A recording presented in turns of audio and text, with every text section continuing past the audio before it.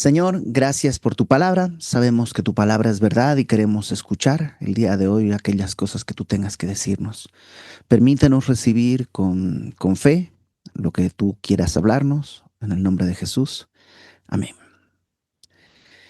Primera de Crónicas. Sabemos que este libro, Primera y Segunda de Crónicas, eran originalmente un solo libro, un solo documento que fue escrito, no se sabe bien por quién. Algunas tradiciones dicen que son escritas por Esdras, y lo que busca es recordarle a la gente que regresó de Babilonia a Jerusalén, recordarle su identidad.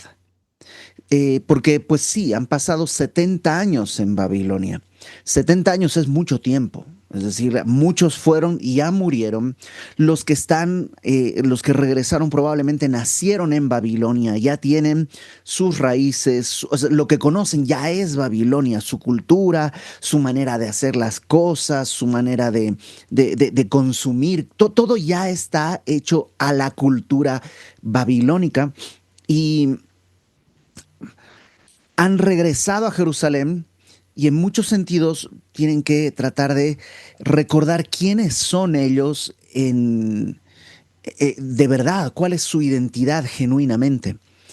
Y fue escrito este libro precisamente para recordarles ese tipo de verdades que necesitan considerar.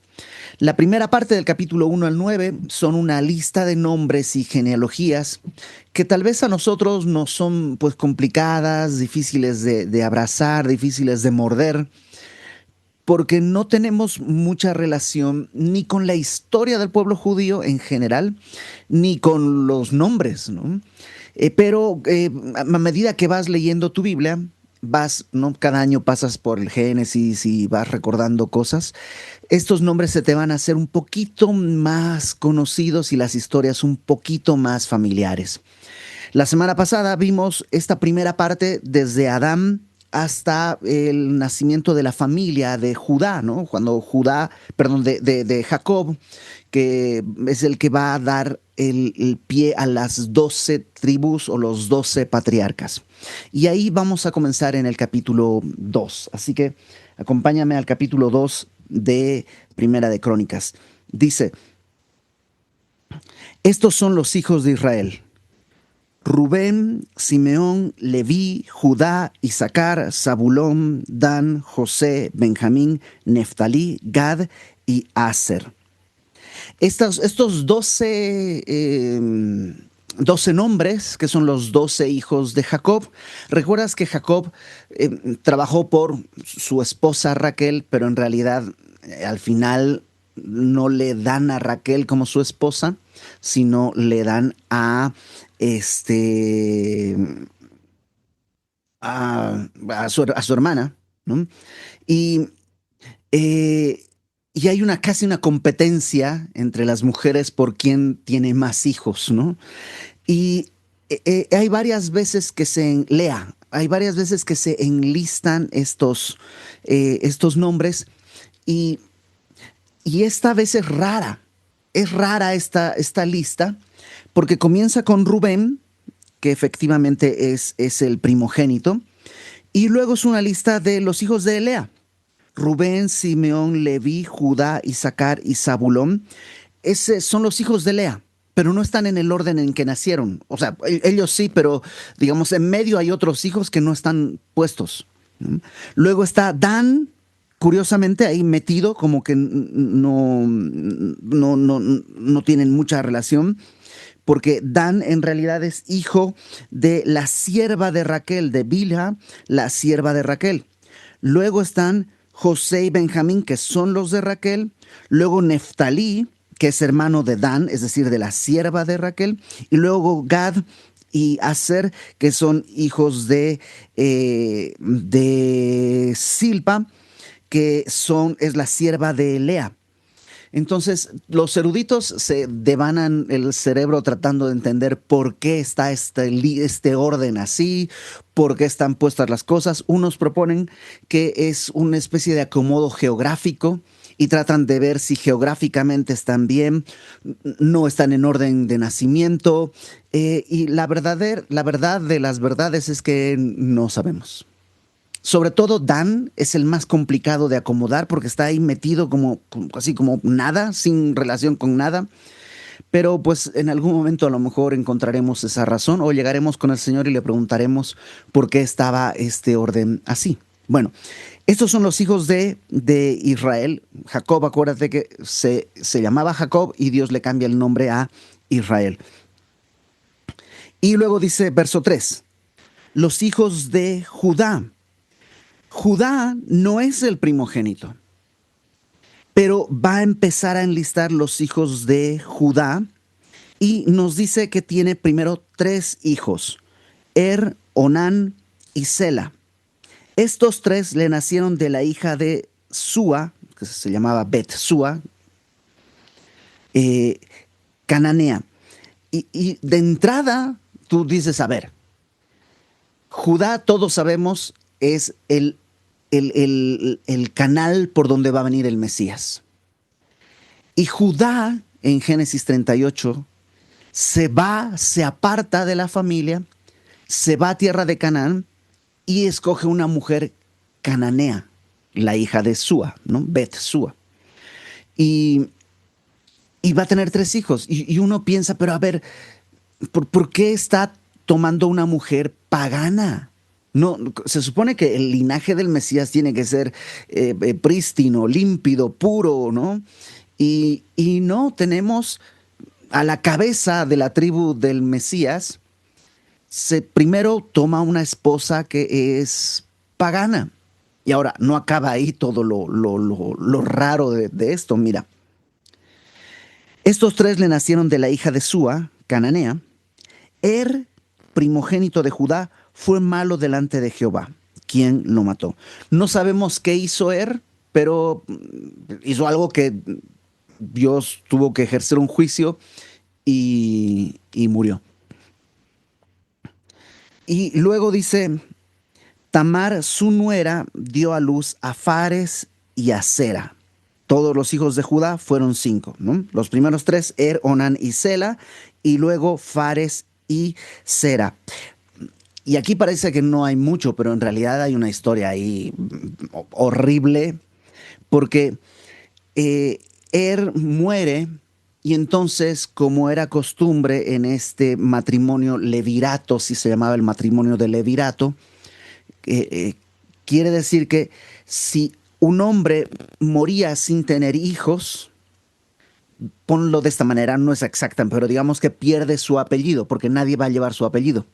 Entonces, para que su apellido, no existía el apellido, pero por ponerlo de alguna manera, para que su linaje continuara, su hermano tenía que tener un hijo con la esposa, con la viuda, y ese hijo en realidad iba a contar como si fuera hijo del marido difunto, ¿no? Y esa era la primera, eso fue el primer matrimonio. Murió sin dar a luz, bueno, él no da luz, ¿no? Sin tener hijos, murió. Y entonces Judá, que es el papá, le dice a su hermano, a Onán, que pues ahora te toca, tú tienes que darle un hijo a tu hermano a través de su viuda. Y Onán no quiere hacerlo. Y no quiere hacerlo, se revela contra esto que era necesario, el tener una descendencia, y también muere. Entonces Judá le dice a Tamar, que es la esposa, vete a casa de tu padre, y pues ya cuando mi tercer hijo, que es Sela, esté en edad casadera, pues ya pues te casas con él para darle una descendencia a tu esposo. Pero pasan los años y pues quién sabe qué sucedió, pero tal vez para Sela, pues la señora ya era muy grande o quién sabe qué, pero no quiere. Y pasan los años y Tamar hace una estrategia, ella se disfraza de prostituta para que cuando Judá está por un camino, él como que la contrata y tiene relaciones con ella, pero no tiene para pagarle y entonces le dice, dame tu bastón, como si te dijera tu INE, digamos, ¿no? Algo para identificarte, tu sello, tu bastón, tu báculo. Y ella se queda con eso, él se va, le dice a uno de sus siervos, oye, pues mira, encontré a una señorita ahí en la carretera, toma, ve y págale, y el siervo va y pues no, no hay nadie. Y a los meses se enteran que su nuera está embarazada. Y entonces Judá hace un escándalo, ¿cómo es posible?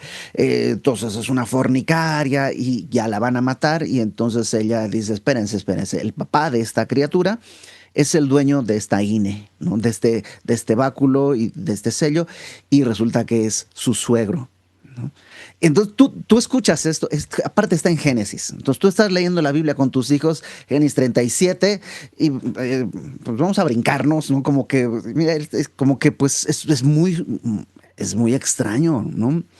Y estamos en, aparte que está en medio de la historia de José, y es muy oscuro. ¿Qué familia es esa? O sea, un hermano egoísta, eh, un suegro que pues visita pues, un lupanar, una prostituta, una nuera que está, o sea, es, por donde lo veas, esto es una pesadilla. Y este es el linaje del Señor Jesús. O sea, estas personas están en el linaje del Señor Jesús. Cuando nace, él pues, estaba embarazada de su suegro, y nacen gemelos. Y los que nacen son Fares y Sera, que están en el versículo 4. Algunas versiones a Fares lo traducen como Pérez, así lo vas a encontrar en algunas versiones, es el mismo Fares o Pérez y Sera. Entonces Judá tuvo 5 hijos. Entonces de todo el mundo nos estamos enfocando ahorita en la genealogía de Judá. Una de las cosas que va a hacer el escritor de Crónicas es hacer un énfasis en el linaje, por supuesto, de David, porque recuerda que lo que está tratando de hacer es recordarles su identidad. Y ellos tienen un rey, es el rey David, y tienen una promesa que Dios le hizo a David, que es un rey cuyo reino no tendría fin. Todo esto lo vimos en la primera sesión. Bueno, verso 5. De los hijos de Judá nos vamos a enfocar un poquito en Fares, y dice verso 5, los hijos de Fares, Esrón y Hamul. Y luego versículo 6, los hijos de Sera, que es el hermano de Fares, ¿no? Acuérdate que Judá tuvo 2 hijos con su nuera, Fares y Sera. Los hijos de Fares, Esrón y Hamul. Los hijos de Sera dice que son Simri, Etam, Hemam, Calcol y Dara, por todos 5. Hay 2 nombres curiosos acá. Simri, que lo vamos a ver en un momentito, y el otro es Emán, y es interesante porque en inglés es He-Man, ¿no? Pero ya averigüé y no es el que pelea con Skeletor y uno de los amos del universo, nada que ver. Entonces, por si tenías la duda, este es Eman, no He-Man. Verso 7. Hijo de Carmi, ¿no? Eh, Aquí hay algo muy extraño porque dice, hijo de Carmi fue Acán. ¿Quién es Acán? El que perturbó a Israel porque prevaricó en el anatema.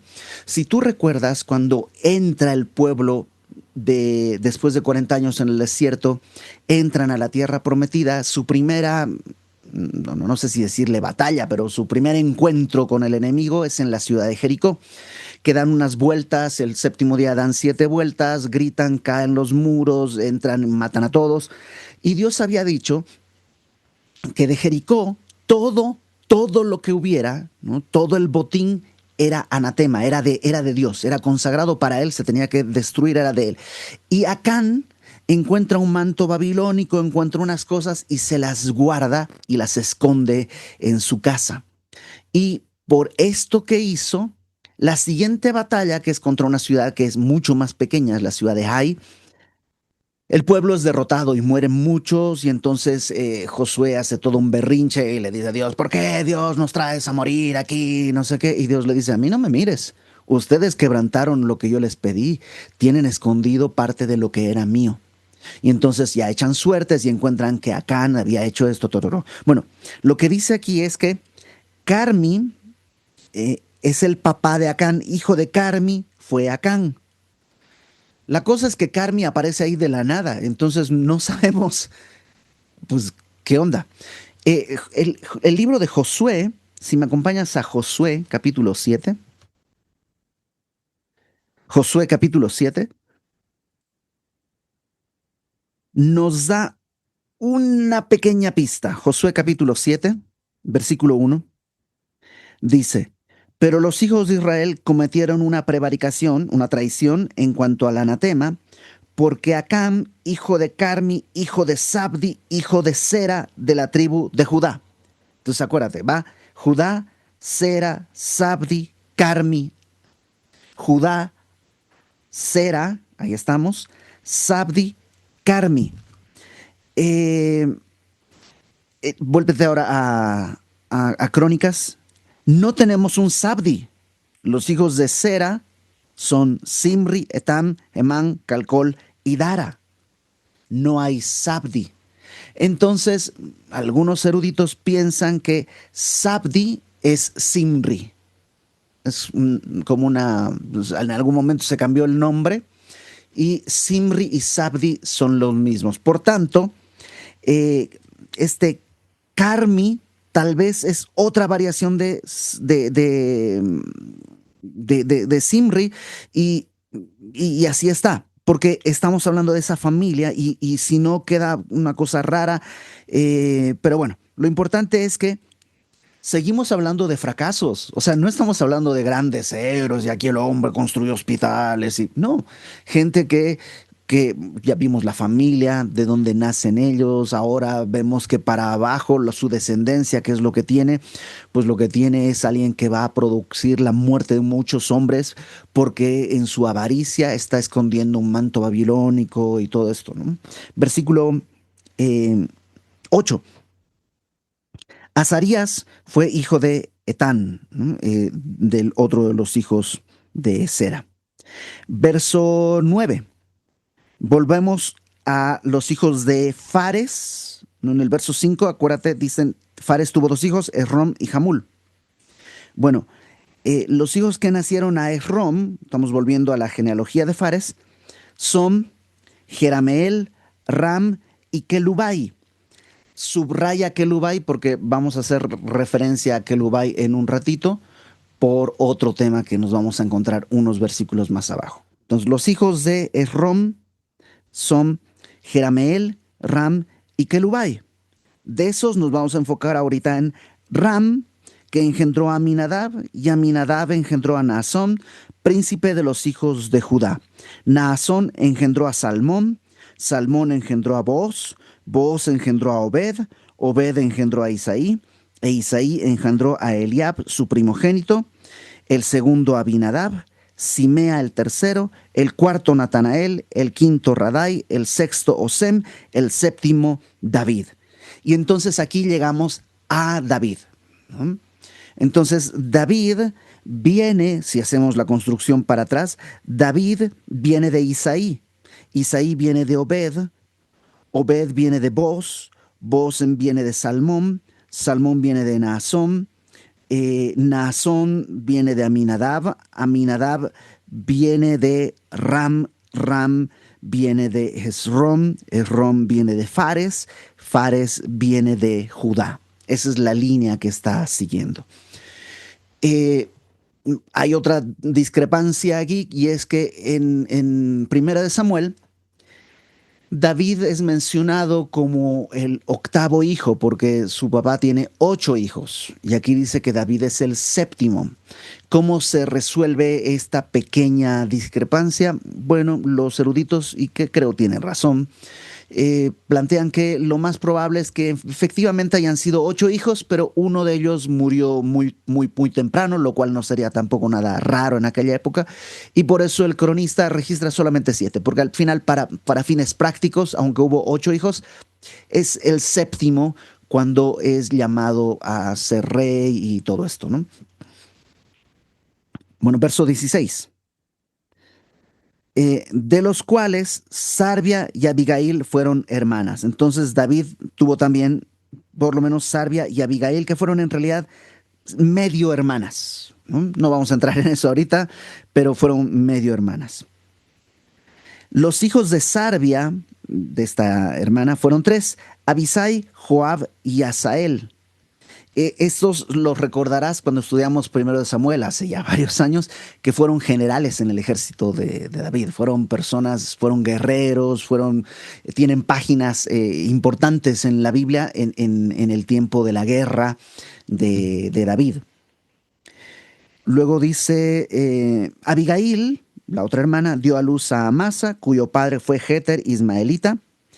Caleb, hijo de Hezrom, engendró a Geriot de su mujer Azuba. Y aquí es donde tenemos un problema. Dice que Caleb es hijo de Esrón. Y Esrón, versículo 9, dice que engendró a Jerameel, Ram y Kelubai. No hay un Caleb. ¿De dónde sale este Caleb? Bueno, probablemente dicen algunos eruditos que es Kelubai. ¿Te acuerdas el nombre que te pedí que subrayaras? Es Caleb.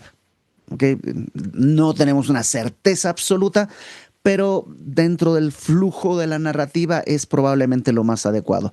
Que este Caleb sea el otro nombre de Kelubai, cosa que tampoco era extraño en aquella época. En aquella época era bastante normal que se les conociera con dos nombres a las personas. Entonces, este Caleb es el hijo de Rom, y por eso aparece ahí en medio de la lista, porque si no, no tendría sentido que aparezca un nombre ahí sin ninguna referencia. Solo sabemos que Caleb es hijo de Rom, que engendró a Geriot de su mujer Azuba. Y los hijos de ella fueron, de Azuba, fueron Geser, Sobab y Ardón.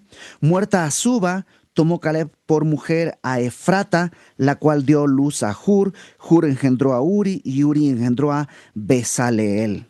Después entró Esrom a la hija de Maquir, padre de Galaad, la cual tomó él siendo de 60 años, y ella dio a luz a Segub. Seguimos en la línea de Esrom, que es hijo de Fares, que es hijo de Judá.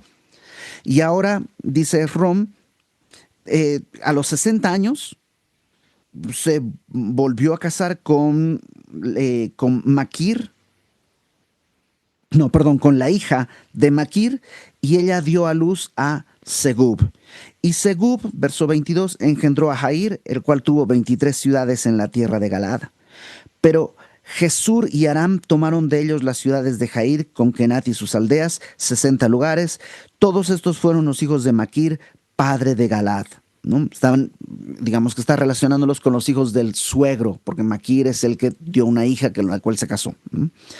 Muerto Esrom en Caleb Efrata, Abías, otra mujer que tenía, mujer de Rom, dio a luz a Asur, padre de Tecoa. Ok, ¿sabes qué es lo que empieza a notarse también un patrón que lo vas a estar viendo? Que hay una poligamia terrible por todas partes. Tienen mujeres con uno y con otro, y tienen hijos aquí, tienen hijos allá. Y uno pensaría, pero Dios, no escoges bien. ¿Por qué estás tomando gente así de desastrosa? Porque en realidad probablemente sus pecados son no solamente evidentes, sino además registrados en la palabra. Pero si registraran tu vida y luego terminaran diciendo, y Dios lo escogió para que fuese portador del Evangelio, probablemente todos los que vamos a leer tu biografía diríamos, ay caramba, ¿en serio? O déjame ponerlo en mi vida. Cualquier persona que lea mi biografía, pues va a tener que decir, ah, caramba, ¿en qué momento Dios se le ocurrió rescatar a esta persona? Y lo que vemos es eso, que Dios es capaz de restaurar la vida de personas que tenían la vida rota. Versículo 25.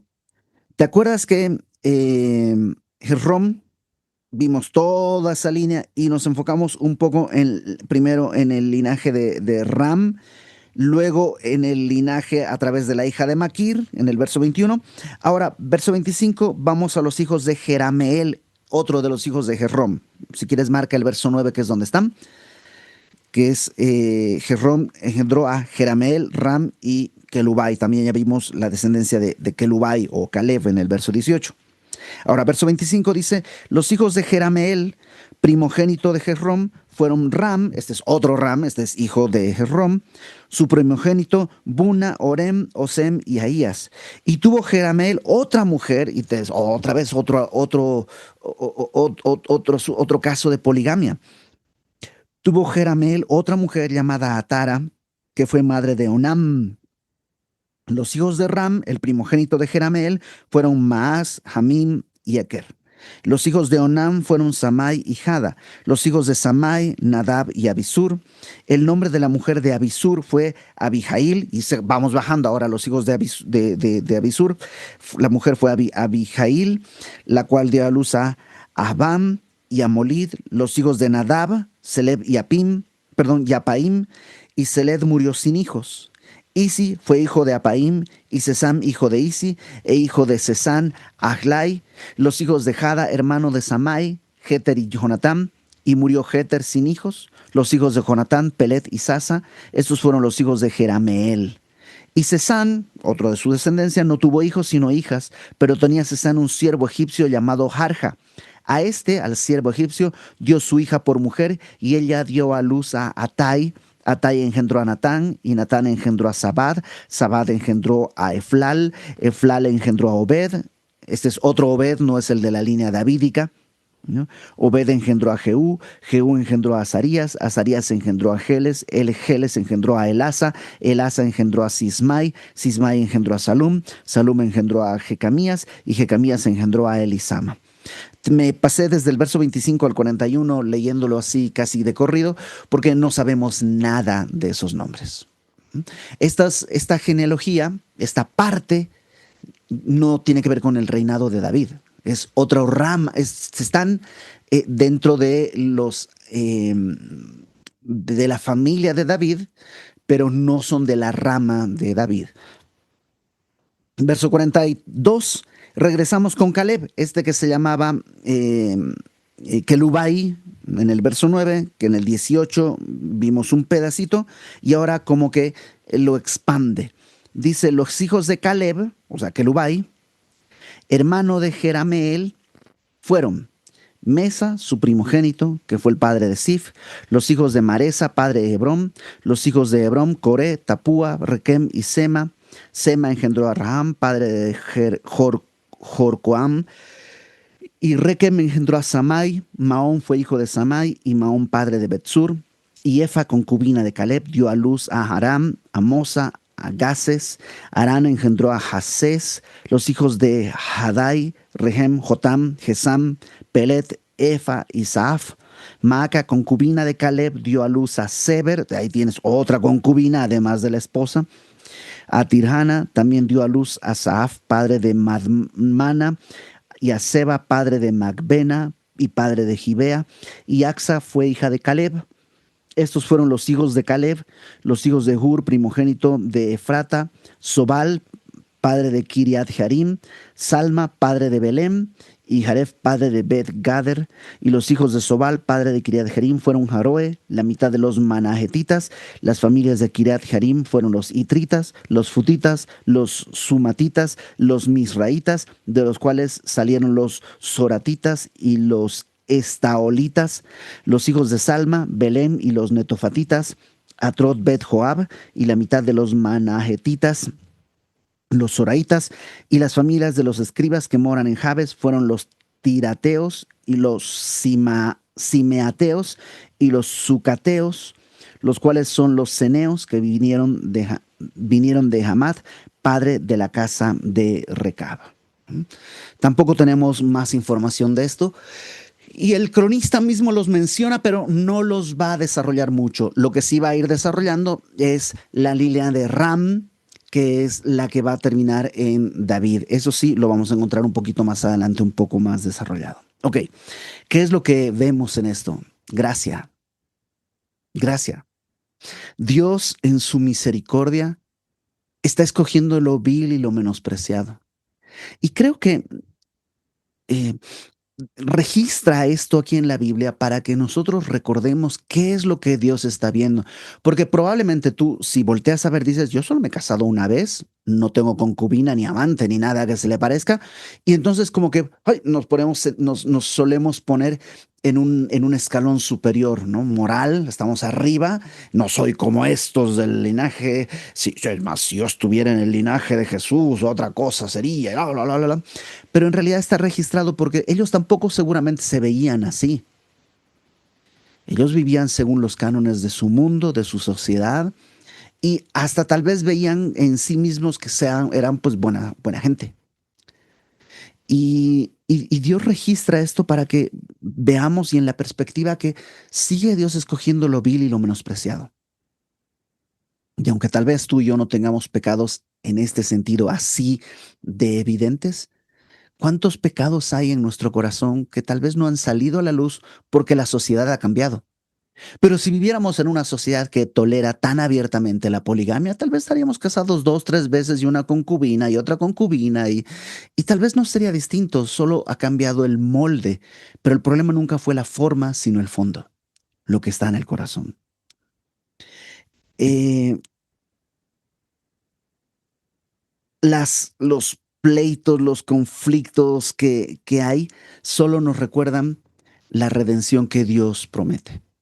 Porque sí, Pablo dice, cuando le escribe a Timoteo, en la primera carta, en el capítulo 1 de Primera de Timoteo, le dice que Dios lo tomó a él para mostrar en él, en Pablo, toda su gracia como ejemplo para los que iban a creer después. O sea, que tú y yo digamos, oye, si Pablo encontró gracia, tal vez hay un espacio para mí. Y eso es lo que Dios quiere que sepamos. Que si estas familias tan disfuncionales, tan terribles, hallaron gracia delante de Dios, número uno, tú y yo tenemos ese acceso y nuestras familias pueden tener ese acceso. Y a lo mejor tienes dentro de tu familia personas súper disfuncionales y Dios tiene capacidad de restaurar y redimir. ¿Qué necesitamos hacer? Orar y amar. Mostrarles el amor de Dios de muchas maneras, hablarles el Evangelio y recordarles el Evangelio. Tal vez tú no lo veas, tal vez tú no alcances a ver lo que estás sembrando, si sale o no sale fruto, pero no importa, no es para ti, no es para que tú te deleites al ver el fruto, es para que Dios lo coseche y Él sea glorificado. Entonces, ya sea que vienes de una familia que ha estado tan bien que ya es sospechoso de porque algo está escondido, porque no puede estar tan bien, o ya sea que sea tan evidente el pecado, todos tenemos acceso a la enorme gracia de Dios. Entonces vamos a orar. Vamos a pedirle a Dios que nos permita ver más allá de las cosas que están a nuestros ojos, porque a lo mejor te has desanimado y dices, no, mis hijos, mi esposo, mis papás, nunca van a creer. Bueno, esta es la gente que Dios toma, que Dios rescata. Esta es la gente que Dios quiere tomar. Él vino a buscar lo vil y lo menospreciado, y lo que no es, para avergonzar a lo que es. Vamos a orar. Señor, gracias porque tú escogiste así, y así nos escogiste a nosotros. Y, Señor, no somos mejores que estos hombres y mujeres. Tal vez eh, la sociedad se ha moldeado de tal manera que hay cosas que a nosotros nos parecen escandalosas, pero seguramente están en nuestro corazón. Y sin el freno público tal vez estaríamos viendo así o peor. Y nos has escogido. Así también, Señor, quisiéramos pedirte que escojas a nuestra familia, a aquellos disfuncionales, a aquellos que están deleitándose en el pecado, a aquellos que están apartados de tu gracia, a aquellos que no te consideran ni en una oración durante el día. Ten misericordia, Señor, como la tuviste con nosotros, como la tuviste con Judá, como la tuviste con David. Así, Señor, extiende tu misericordia sobre nosotros. Te lo rogamos, Padre, por nosotros, nuestros hijos, nuestras familias. Ten misericordia. Confiamos en ti y todas las cosas las ponemos en tus manos. Por Cristo nuestro Salvador. Amén.